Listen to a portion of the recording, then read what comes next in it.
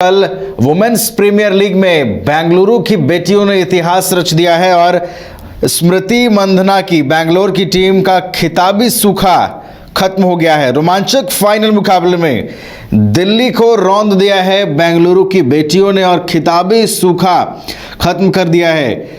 Final match काफी रोमांचक रहा। लो स्कोरिंग मुकाबले में अंततः बेंगलुरु की टीम के हाथ जीत लगती है और अब बेंगलुरु की टीम की ओर से अगर हम बात करें तो एलिसा पेरी जो सबसे अहम खिलाड़ी मानी जाती थी बेंगलुरु की, उन्होंने काफ़ी बेहतर खेल दिखाया कल और अंत तक जब तक बेंगलुरु की टीम जीत दर्ज नहीं कर सकी तब तक एलिसा पेरी टिकी रही, मैदान पर डटी रही और अंततः ऋचा घोष के उस शानदार शॉट के बाद, शानदार चौके के बाद सूखा खत्म होता है बेंगलुरु का और पहली खिताब 17 सालों में बेंगलुरु की टीम के हाथ लगती है और उसके बाद जश्न और जो खुशी का दौर है वो बेंगलुरु के खेमे में देखने को मिलता है।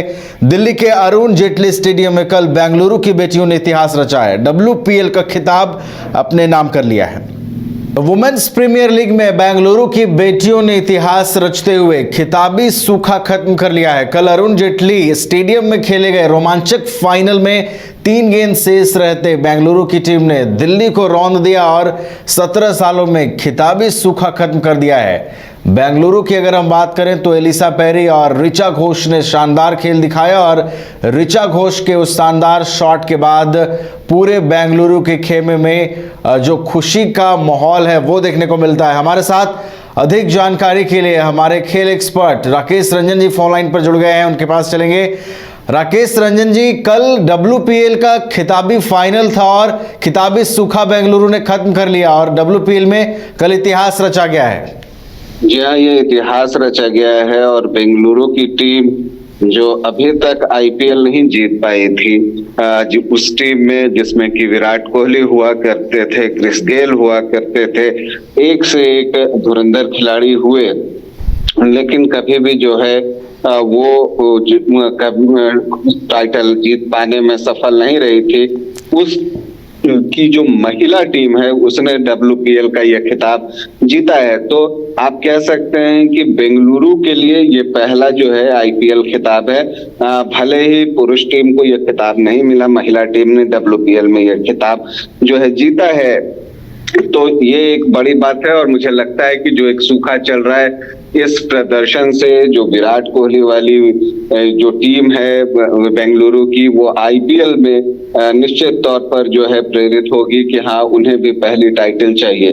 तो ये एक बड़ी जीत है और इसलिए जो है आपको ये कहना पड़ेगा कि जो बेंगलुरु की टीम थी उसका जो प्रदर्शन रहा वो लाजवाब रहा है और उस प्रदर्शन के बूते, और टीम ऐसी स्थिति में नहीं थी। आप पिछले साल ये टीम आखिरी स्थान पर रही थी और इस बार भी ऐसा लग रहा था कि ये टीम जाएगी आगे या नहीं जाएगी, ये सारी चीजें जो है हो रही थी और वहां से जो है इस टीम ने जो है आपको वापसी की है। मुंबई जो कि डिफेंडिंग चैंपियन है उसे पराजित किया और फिर जो है फाइनल में आकर जो है उसने दिल्ली की मजबूत टीम को शिकस्त दी है। तो ये एक जो है बड़ी जीत के तौर पर देखा जाना चाहिए। बिल्कुल राकेश जी, तारीफ करनी होगी कल जिस तरीके से बेंगलुरु की बेटियों ने खेला है, जिस तरीके से दबाव वाला मुकाबला था, लो स्कोरिंग मुकाबला था और जिस तरीके से रोमांचक मुकाबला रहा अंत तक, अंतिम ओवर तक ये कह पाना मुश्किल था। हालांकि एडवांटेज जरूर बेंगलुरु के पास था लेकिन अंत तक यह कह पाना मुश्किल लग रहा था कि मुकाबला कौन जीतेगा। देखिए, एक चीज था कि जो दिल्ली की टीम थी उसे जितने रन बनाने चाहिए थे वो रन जो है वो बना नहीं और उसका जो है एक बड़ा असर जो है इस मैच पर वो पड़ा है। और जब आप सिर्फ 113 रन बनाते हैं तो कई बार जो है फैसले अक्सर जो है वो आपके खिलाफ आते हैं। देखिए, इस WPL में आप देखें तो जेमिमा जो है वो जबरदस्त फॉर्म में थी और अगर आप दिल्ली की हार की एक बड़ी वजह देखें तो जेमिमा जो है, जेमिमा रोड्रिगेज की मैं बात कर रहा हूं, तो वो जो है अपना खाता भी नहीं खोल सके। तो वो एक बड़ा सेटबैक था दिल्ली की टीम के लिए। और इसी तरह से जो कैप्सी हैं उनके प्रदर्शन की भी बात करूंगी, वो भी करूंगा, वो भी खाता जो है नहीं खोल सकी। तो जो जल्दी जल्दी विकेट गिरे, एक समय 64 रन पर जो है आप देखिए कि कोई नुकसान नहीं था दिल्ली की टीम का, और यहीं पर शेफाली आउट होती हैं। और फिर उसके बाद जो ये सडन कोलैप्स आता है और आप जब पहुंचते हैं तो हर रेगुलर अंतराल पर विकेट गिरते रहता है, और जो आप 64 पर विदाउट लॉस थे वो 87 पर जाकर जो है वो 7 विकेट हो जाता है। तो इतनी जल्दी अगर आप विकेट गंवाते हैं तो इस तरह के परिणाम जो है वो आपके सामने आते ही हैं। तो इसका नुकसान जो है दिल्ली की टीम को उठाना पड़ा है। ये एक महत्वपूर्ण बात है। श्रेयंका पाटिल ने जो है वो काफी अच्छी गेंदबाजी की, भारत की उभरती हुई गेंदबाज हैं। इसके अलावा मोलिनेक्स की बात कर लीजिए, उन्होंने 3 विकेट लिए। तो इन सारी चीजों की बदौलत जो है बेंगलुरु की टीम मैच पर जो है वो अपना दबदबा बनाने में कामयाब रही।